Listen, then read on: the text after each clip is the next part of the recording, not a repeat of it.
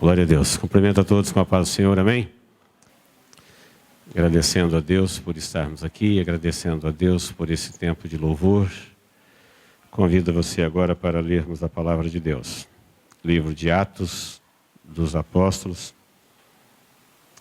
capítulo de número 26. Atos, capítulo 26, versículo de número 13. Diz assim: Ao meio-dia, ó rei, indo eu caminho afora, vi uma luz do céu, mais resplandecente que o sol, que brilhou ao redor de mim e dos que iam comigo. E, caindo todos nós por terra, ouvi uma voz que falava em língua hebraica: Saulo, Saulo, por que me persegues? Dura coisa é recalcitrares contra os aguilhões. Então eu perguntei: quem és tu, Senhor? Ao que o Senhor respondeu: eu sou Jesus, a quem tu persegues.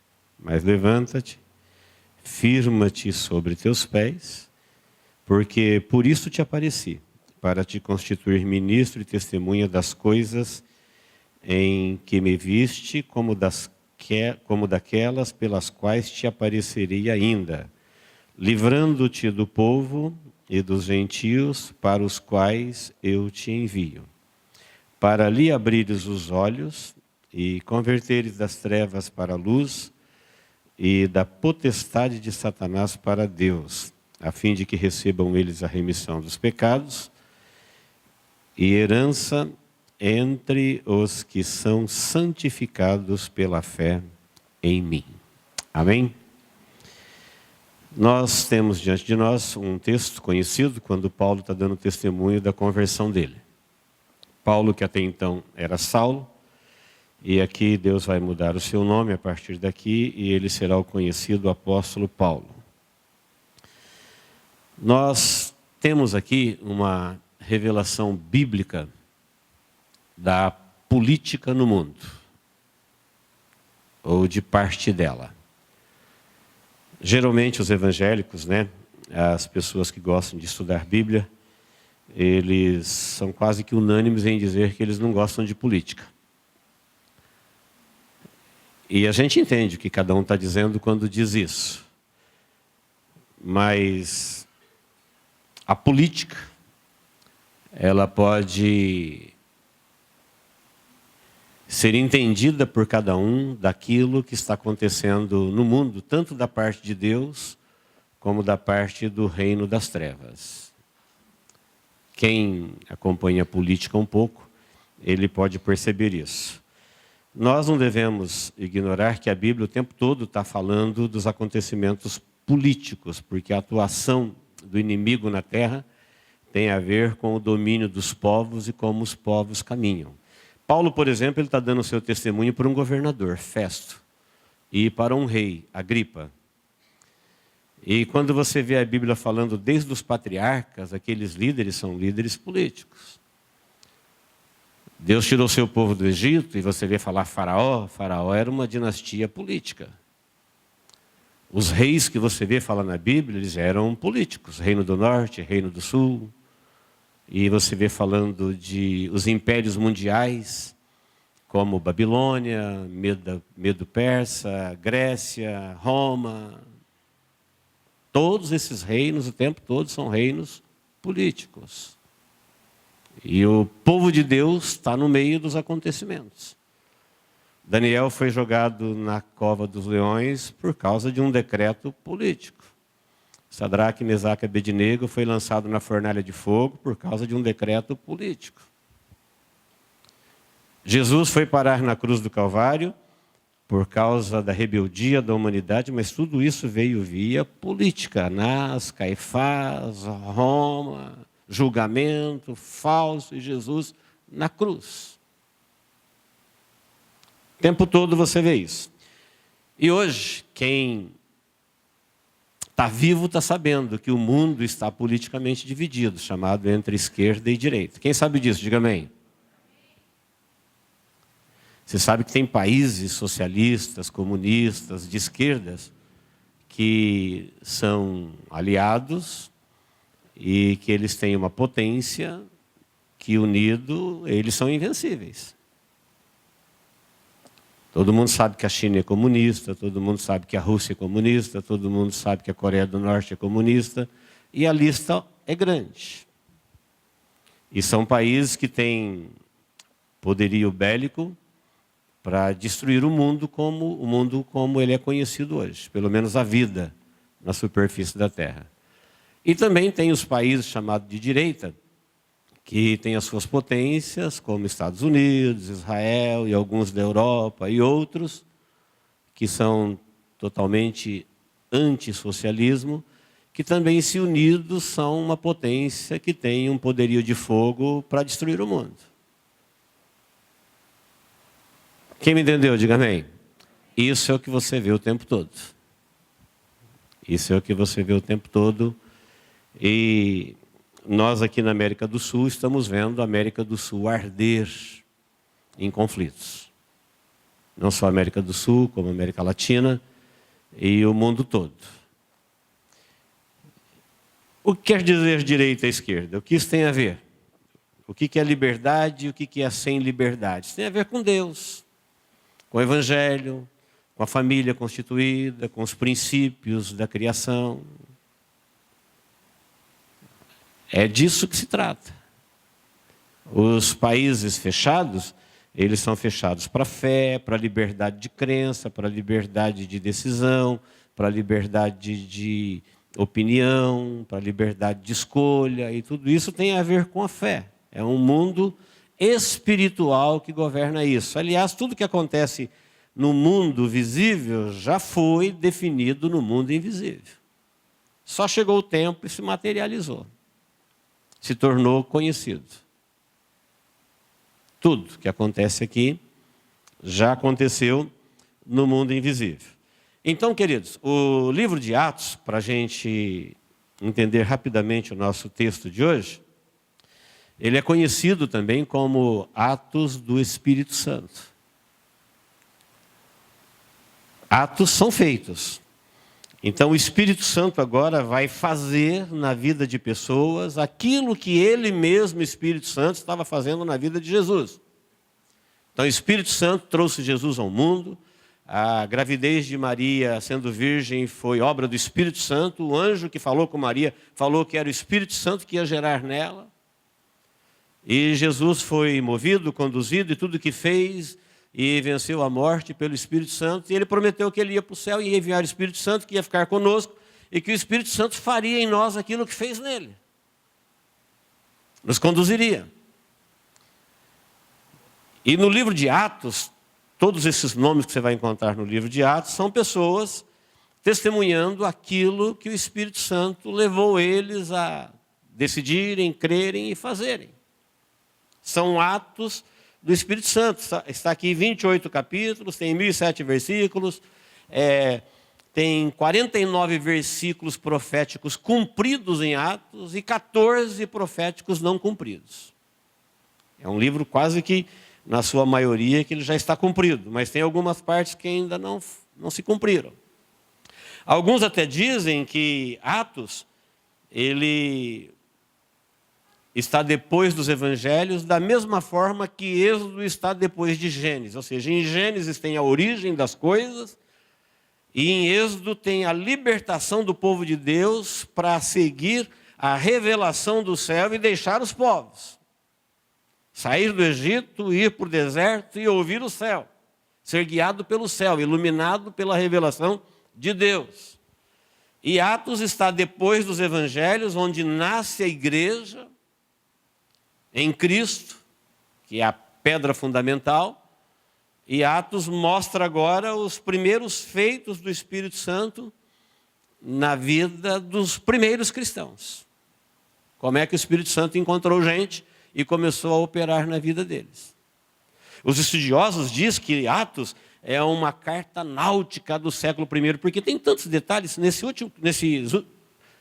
2 capítulos aqui, se você ler da viagem do naufrágio de Paulo, que todo mundo conhece, que ele vai parar lá na ilha de Malta, tem tantos detalhes da navegação do século I, que muitos dizem, é um documento riquíssimo de detalhes, é uma carta náutica do século I, mas é muito mais do que isso, não é uma carta náutica, é uma carta celeste do Espírito Santo, guiando o seu povo com a revelação de Deus, no meio de um mundo de escuridão e trevas, principalmente via mundo político.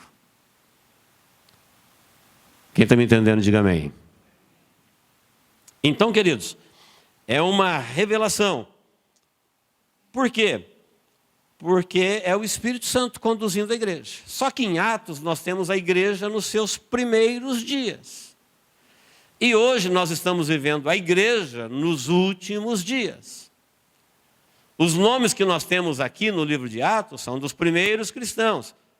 Os nossos nomes são dos últimos cristãos.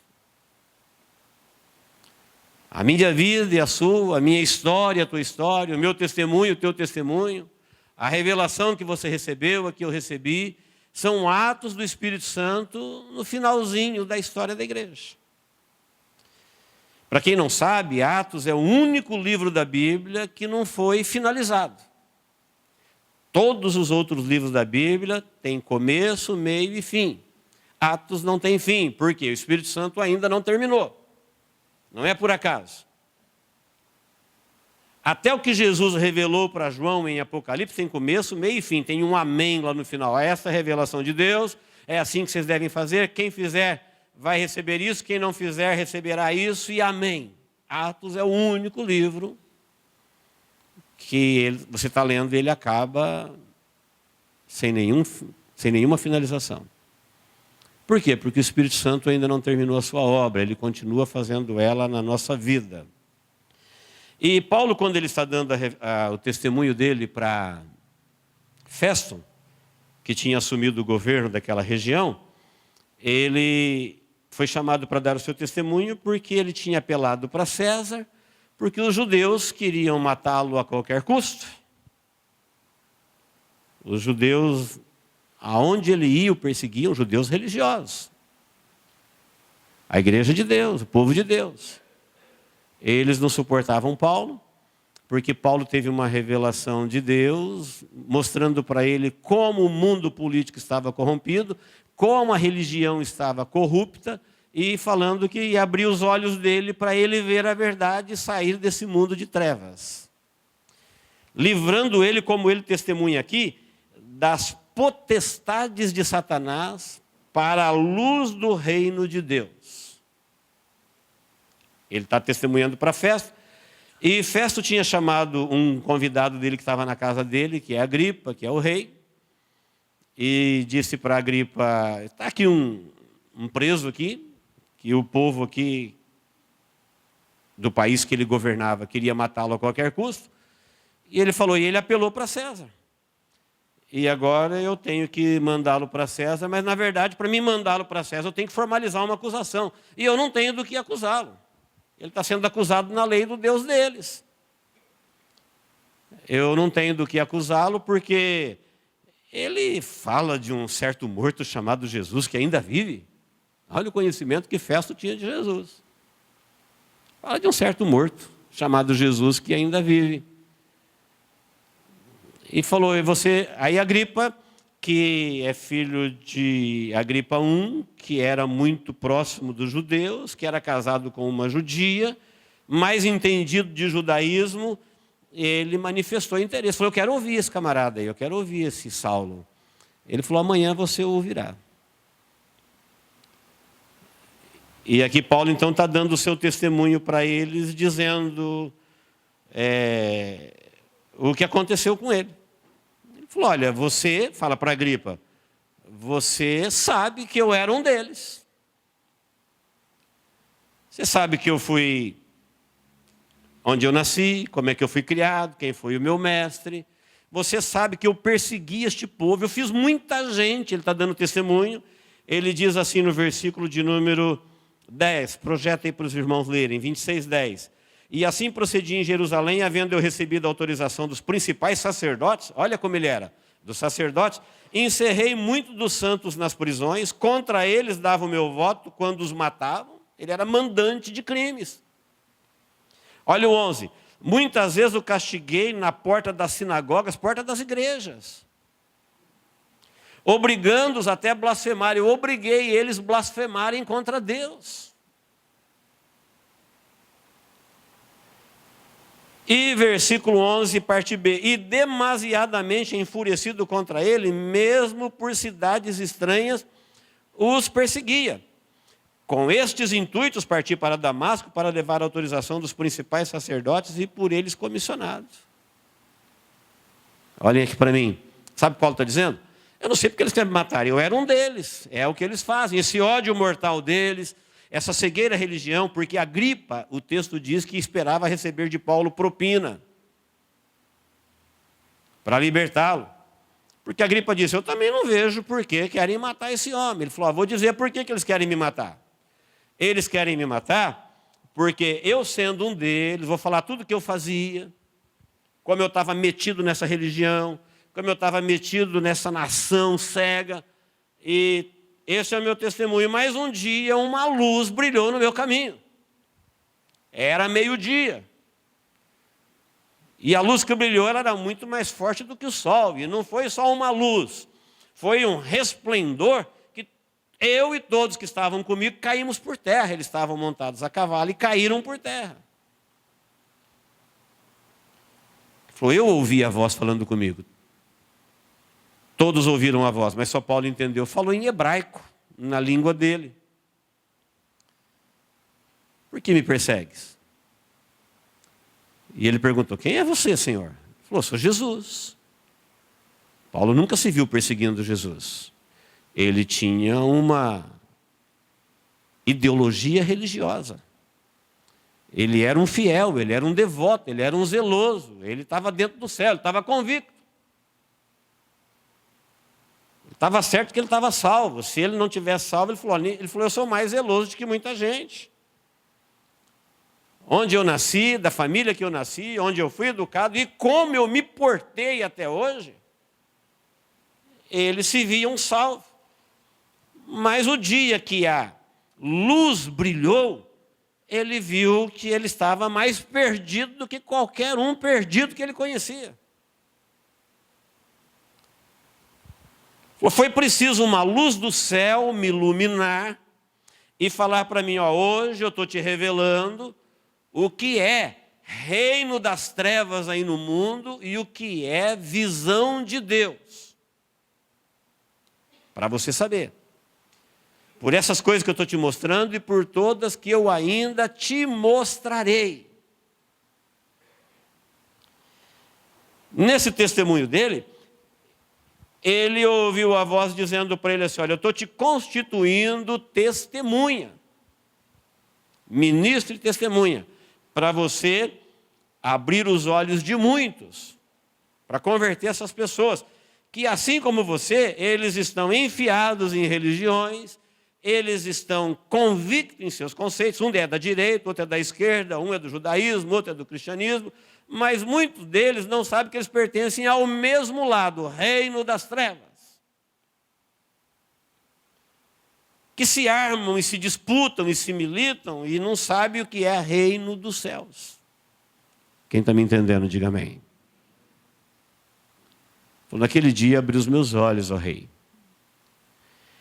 Então, queridos, quando a gente fala igreja, reino dos céus e trevas, não são pessoas, não são regimes, não são países, não são alianças, não são partidos. Tudo isso é massa de manobra. O que tem a ver em jogo, a disputa do mundo, chama-se reino dos céus e reino das trevas.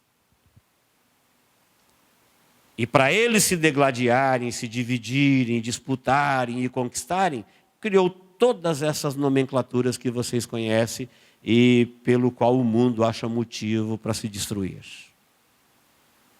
Mas a batalha sempre foi reino da luz e reino das trevas.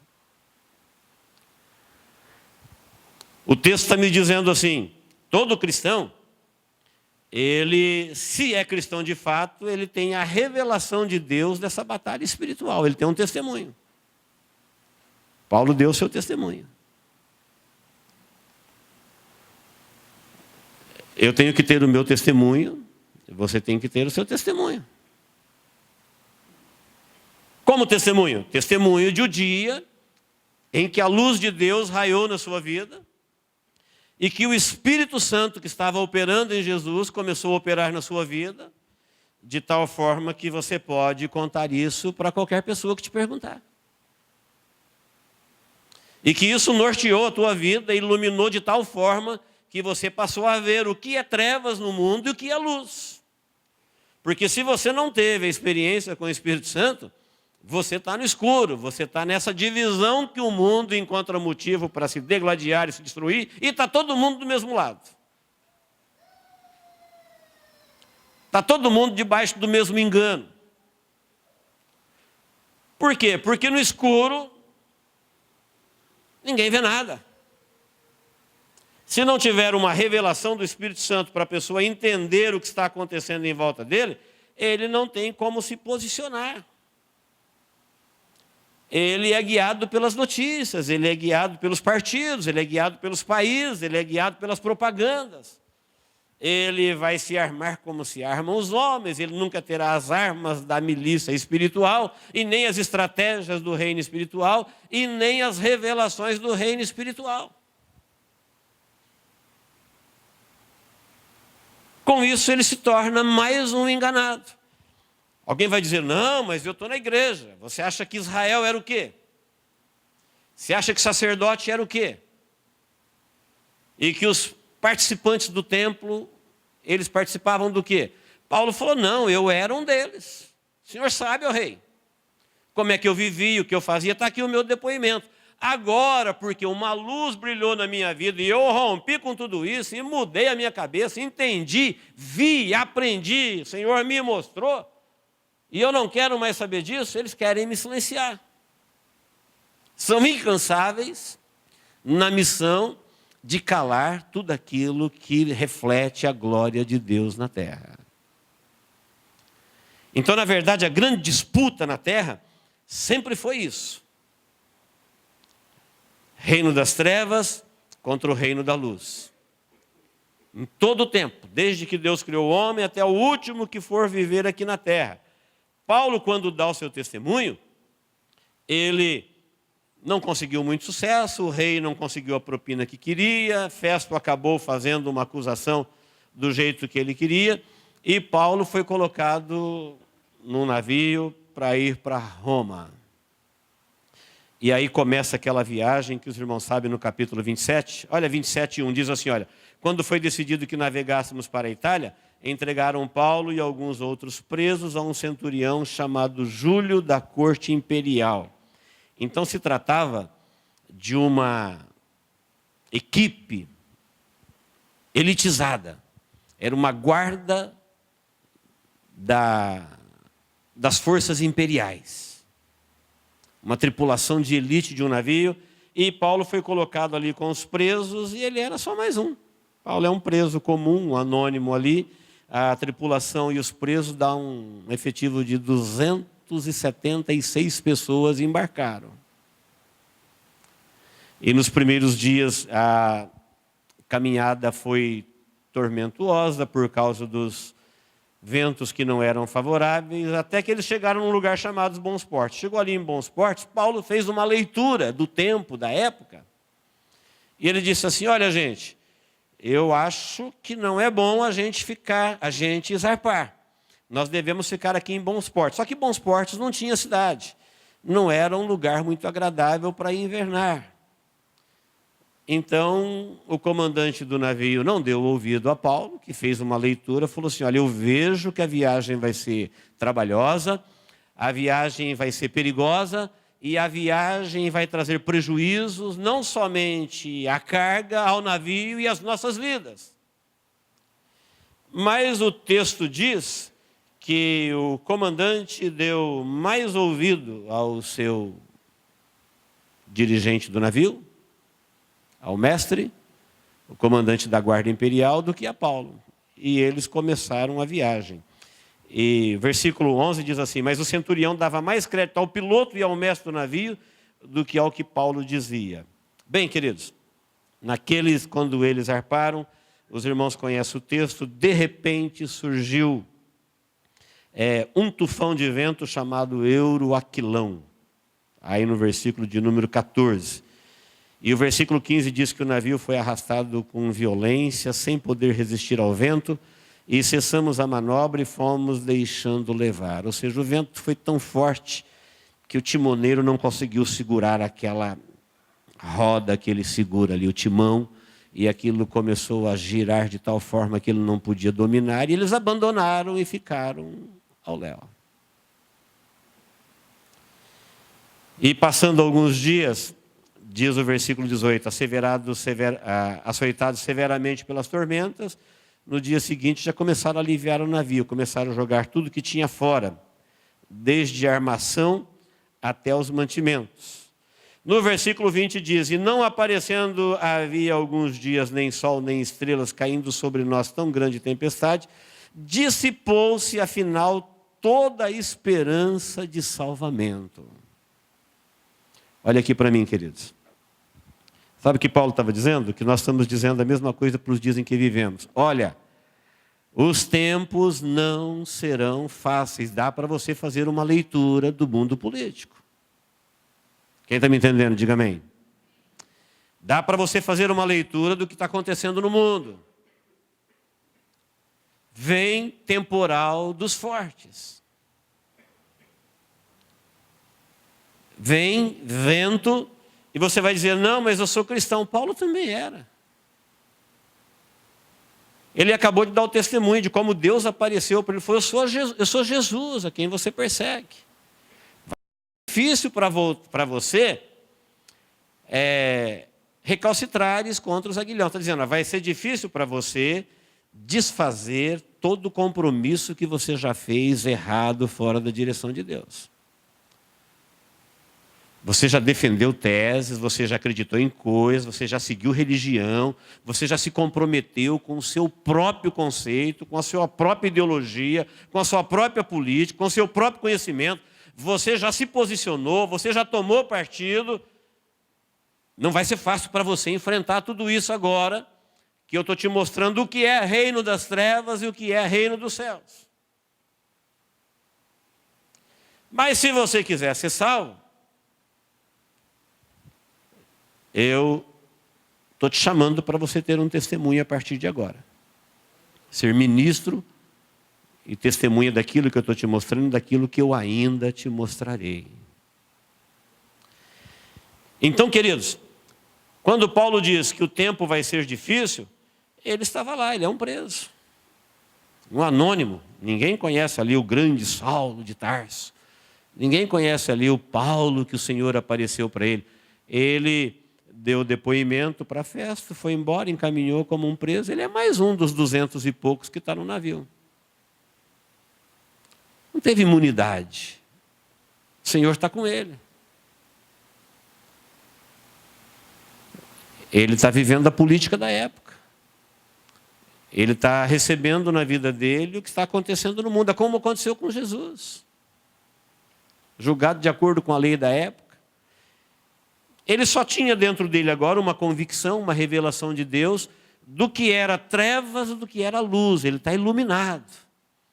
Ele não está mais conduzido pelo falso farisaísmo, pelo falso judaísmo. Ele havia dito para o rei, eu estou sendo condenado à morte, vou até o fim, pela esperança de Israel. Eles não entenderam o que era a esperança de Israel, que era o Messias. O Messias veio e eles estão cegos, eles não viram. Afundados na religião e presos dentro do reino das trevas, sem testemunho pessoal.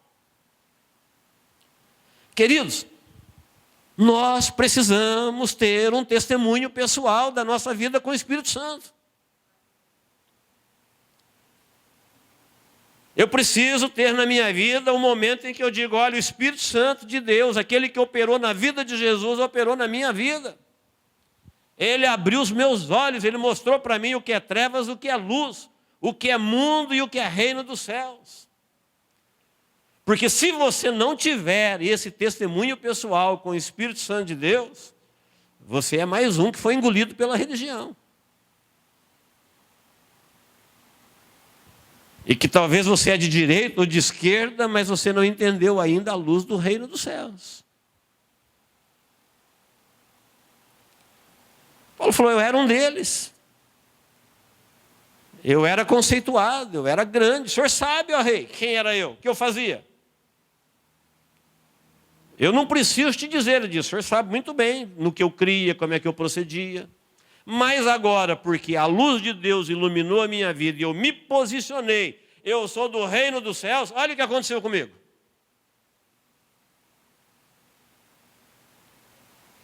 Tudo isso tem a ver com a minha decisão de ser iluminado por Deus. Ele era um deles e agora ele está ali. E quando Paulo faz essa leitura da viagem, Deus não aliviou a viagem porque Paulo estava lá, não. Ele fez uma leitura, falou, olha, a viagem vai ser difícil, e chega esse temporal de repente, e Paulo fala no versículo 20, olha, a coisa tomou proporções que passou dias e dias e que a gente não via nem luz do sol e nem estrela. E ninguém conseguia dominar o navio e a gente estava ao léu. Depois da gente jogar as armações, depois de jogar o trigo e depois de aliviar tudo, chegou um ponto que a gente desistiu da vida, da esperança de viver. Ou seja, eles entenderam que eles não iam sair dali, eles iam morrer afogados. Mas aí, o que acontece? No versículo 23, versículo 21, primeiro Paulo falou assim, olha, seria bom se nós não tivéssemos partido de bons portos. Seria bom que vocês tivessem me ouvido. Mas já que vocês não ouviram, agora a gente está vivendo tudo isso. Se tivesse ouvido a revelação do homem de Deus, nós evitaríamos este dano e essa perda. Mas agora eu tenho uma boa notícia.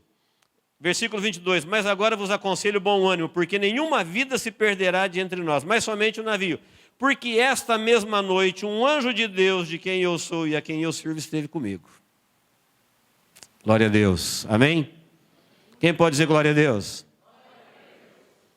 Agora nós precisamos dizer como Paulo, que esta mesma noite um anjo de Deus, a gente diria, uau, um anjo de Deus, ele falou assim, de quem eu sou. Ah, que anjo é esse? Porque anjo tem de todo tipo. Ele falou, tem um anjo de Deus de quem eu sou de Deus. E um anjo de Deus de quem eu sou e a quem eu sirvo. Quarta-feira nós aprendemos duas coisas muito importantes aqui. Meu Deus não é quem eu digo, meu Deus é quem eu adoro. Tem muita gente dizendo que adora Deus, mas não adora Deus. Ele só diz. Ele adora outras coisas, talvez o prazer, talvez a fama, talvez mamon, foi o que nós aprendemos aqui. Meu Senhor não é quem eu digo, meu Senhor é quem eu sirvo. Se eu quiser me enganar, se você quiser se enganar, você diz quem é seu Senhor e serve outro. Isso tem a ver com você, é problema seu e vai doer em você, tem a ver com suas decisões. A religião é mestre em formar pessoas guerreiras e convictas que diz uma coisa, mas é outra. Elas dizem Deus, mas na verdade elas são da religião.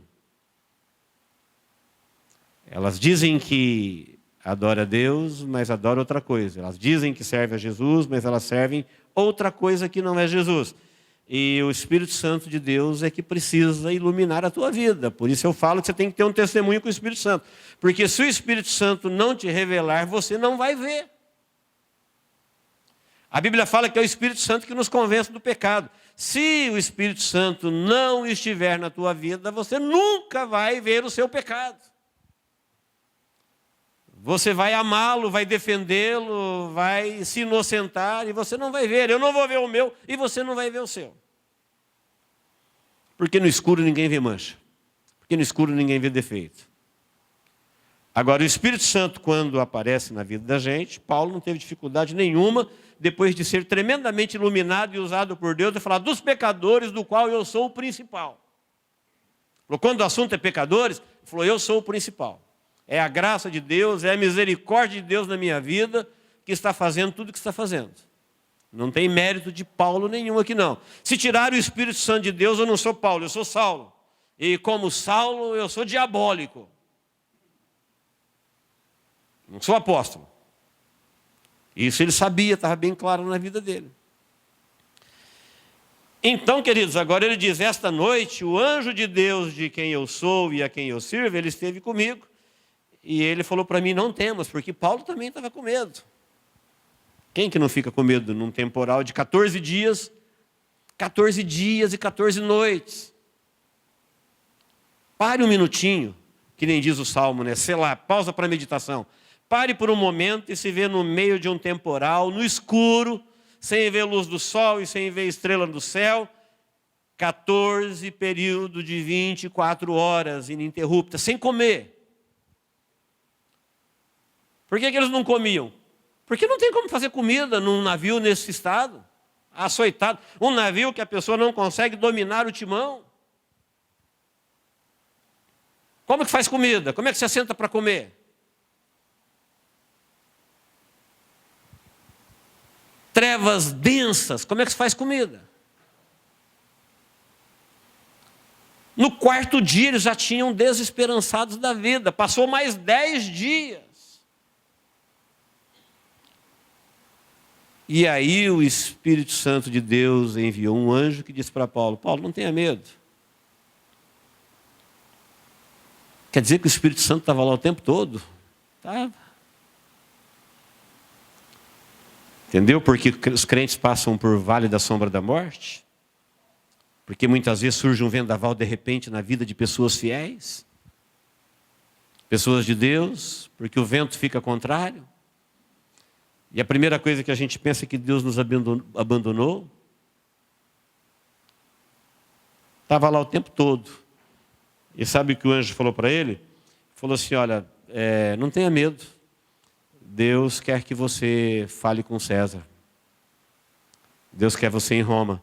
Então não vai morrer ninguém. O Senhor já entregou todo mundo aqui na tua mão. Não vai morrer ninguém e o navio vai se perder. Então Paulo dá essa boa notícia e diz assim, eu quero que vocês não temam, porque Deus quer que eu vou para César.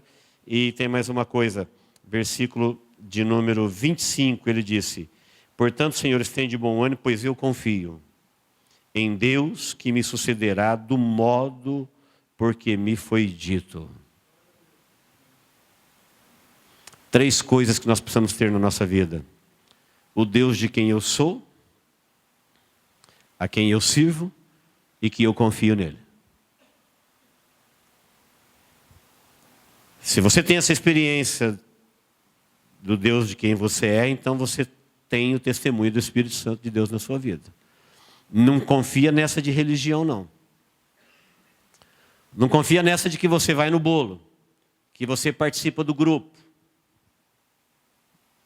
que você é da igreja tal, ou do grupo tal, ou do pregador tal, que você frequenta o culto tal. Não, você precisa ter a tua experiência. O Espírito Santo de Deus que operou na vida de Jesus, é Ele que convence o pecador do pecado, é Ele que escreve o nome no livro da vida, é Ele que arrola os salvos da igreja invisível, é Ele que está revelando as astutas ciladas das trevas de como o mundo infernal de Satanás manipula este mundo com eficácia, conforme nós aprendemos aqui na quarta-feira, com prodígios, com sinais, com religiosidade. O diabo montou um mundo para quem não tem a revelação do Espírito Santo não perceber que ele é diabólico. É um mundo interessantíssimo. Um mundo que tem deuses, que tem religiões, que tem fiéis. E que na verdade ele nunca foi de Deus.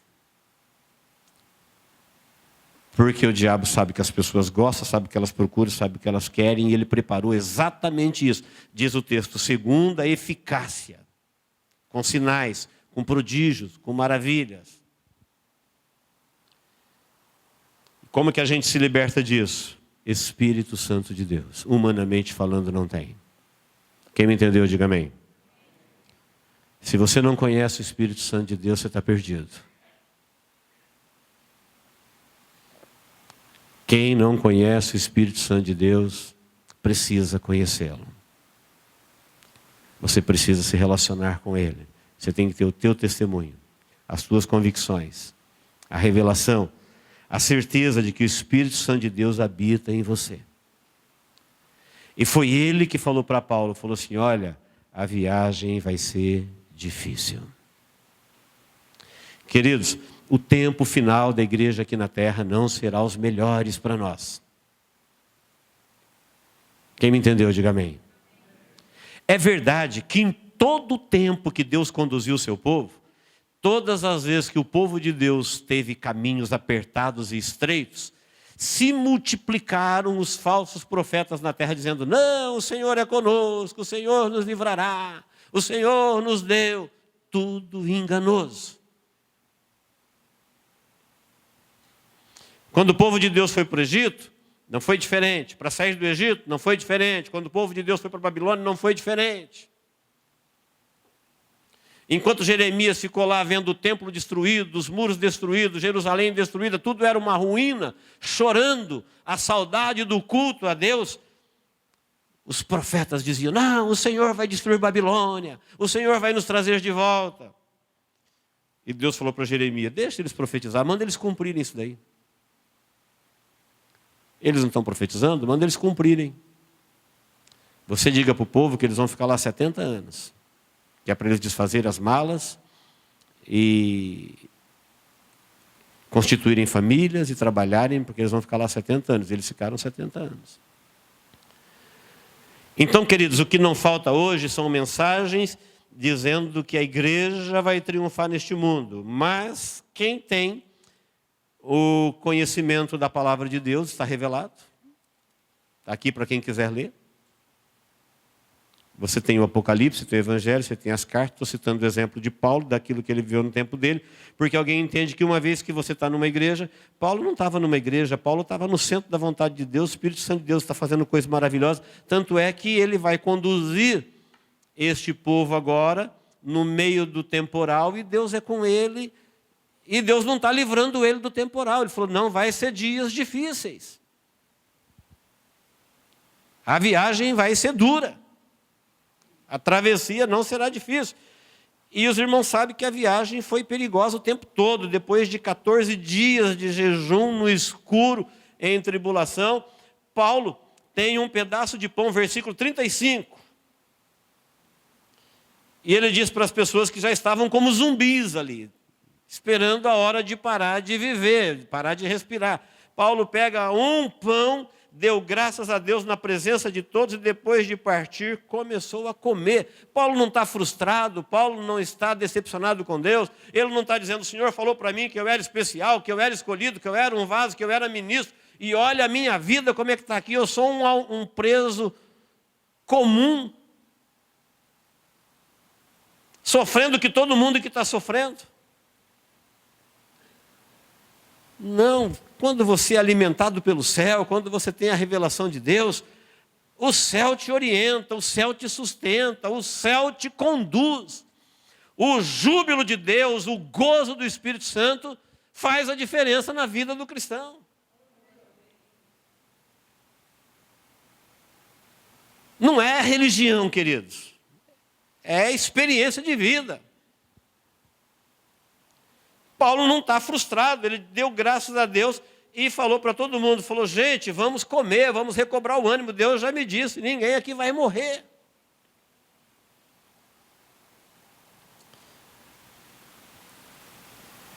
Quando vocês iam olhando para cima assim, o relógio mandando parar, tá? E eu vou obedecê-lo. Queridos, quando chegou mais para frente um pouquinho, eles perceberam que eles estavam perto de alguma praia. Jogaram o prumo, 20 braças. Passou um pouquinho, jogaram o prumo de novo, 15 braças. Então está raseando o mar.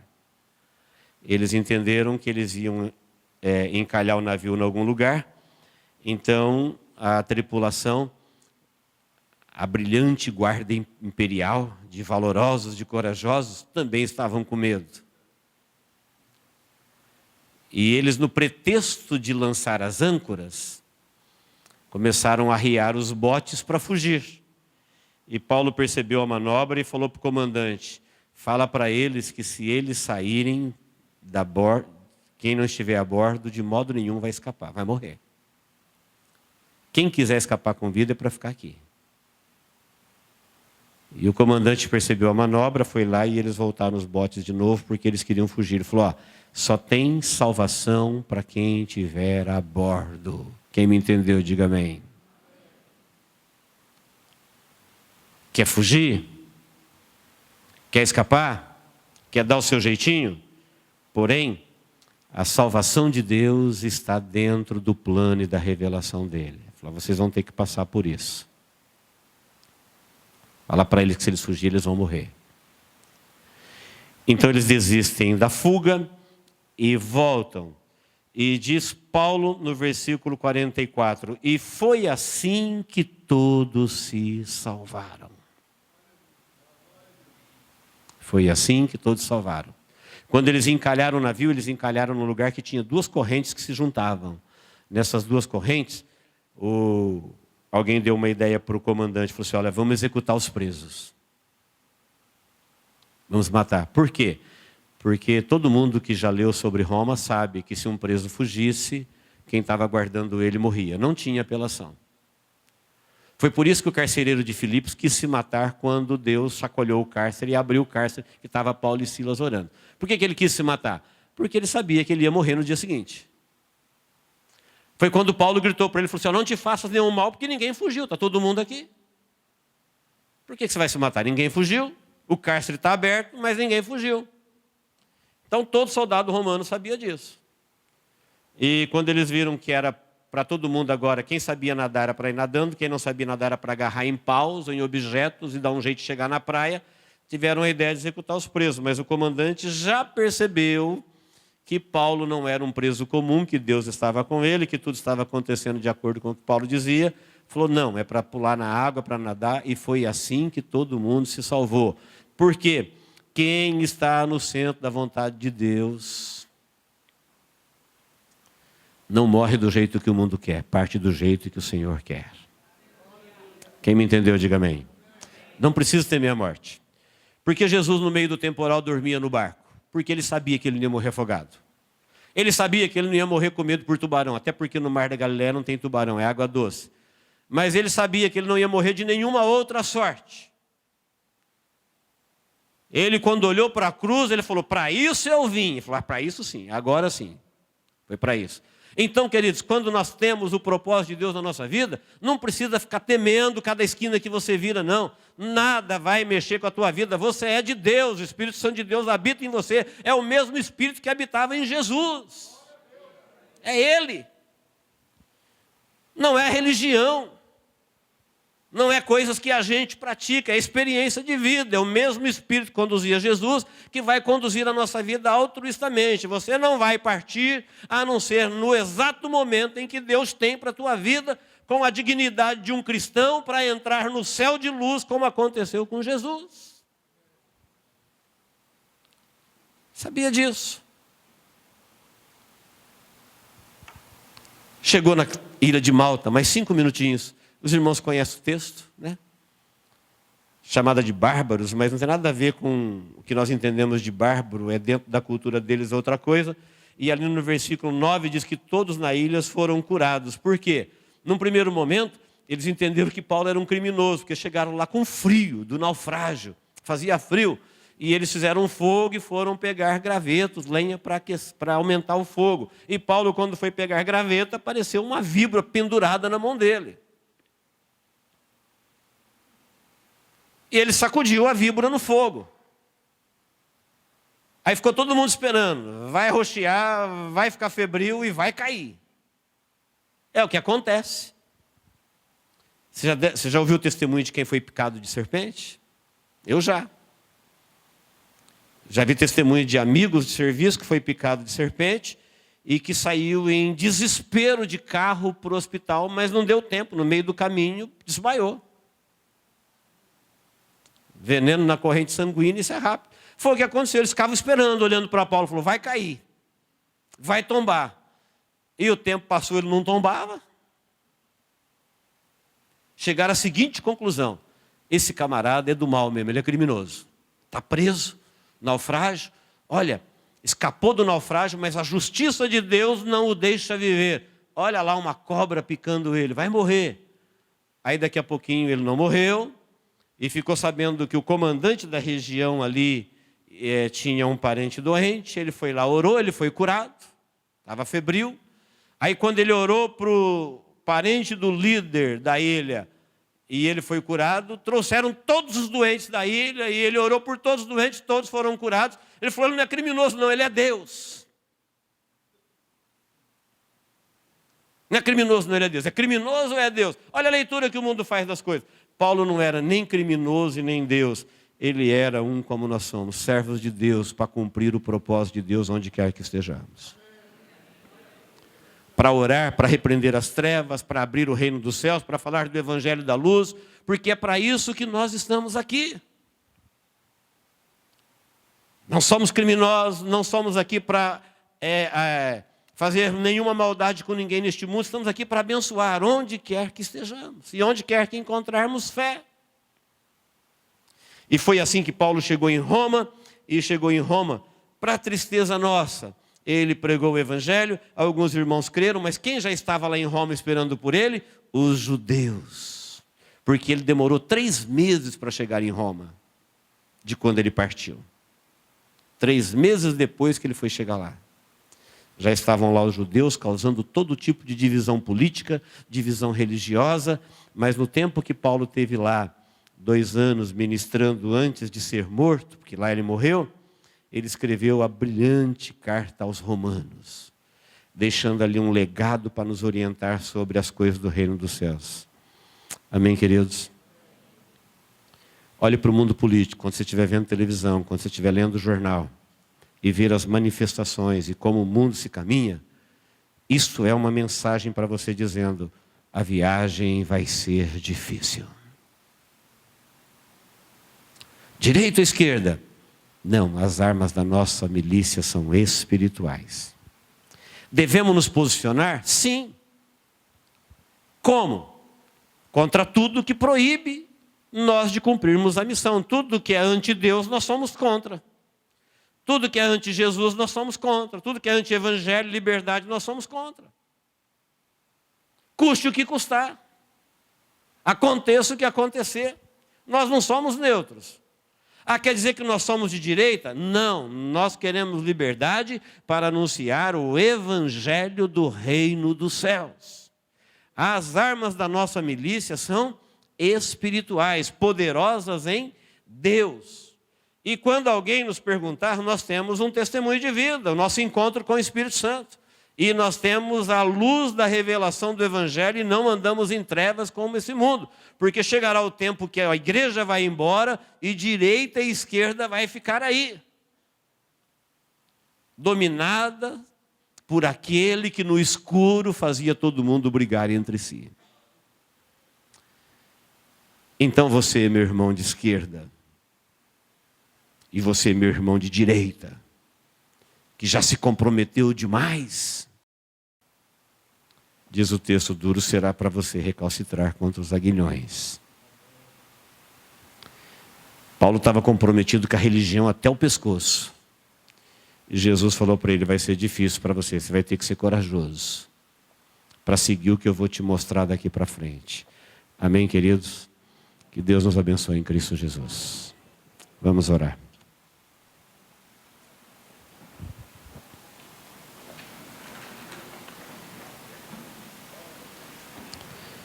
Glória a Deus.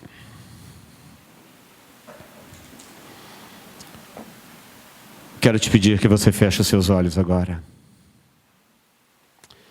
Por favor, não distraia a sua mente.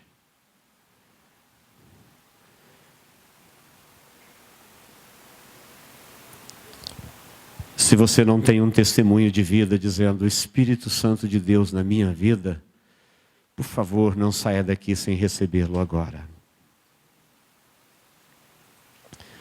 Não faz mal que você já está seguindo alguma religião há algum tempo. Não faz mal que você já estuda a Bíblia há muito tempo. Não faz mal que você já defendeu isso, defendeu aquilo. Não é isso. Eu estou te perguntando se você não tem uma experiência pessoal com o Espírito Santo de Deus. Convide-o agora para entrar na sua vida.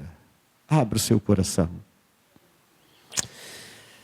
Diga a Deus, eu estou aqui. Sou um pobre, perdido pecador. Me ilumina com o teu Espírito. Entra na minha vida. Eu ofereço a Deus o meu coração aberto para o Senhor me libertar de todo engano das trevas, de toda prisão da carne, de todo engano do mundo. Permita esse libertador divino ocupar o lugar dele dentro de você.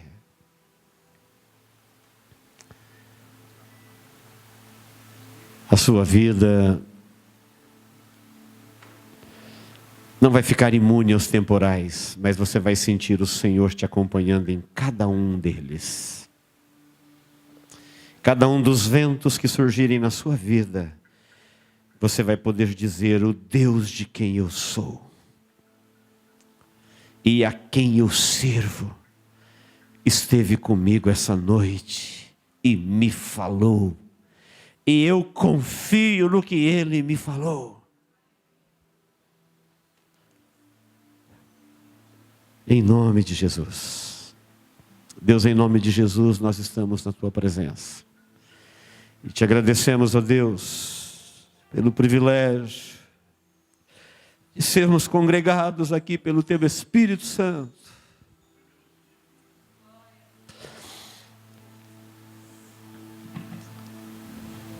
Em nome de Jesus, ó Deus, nós estamos aqui,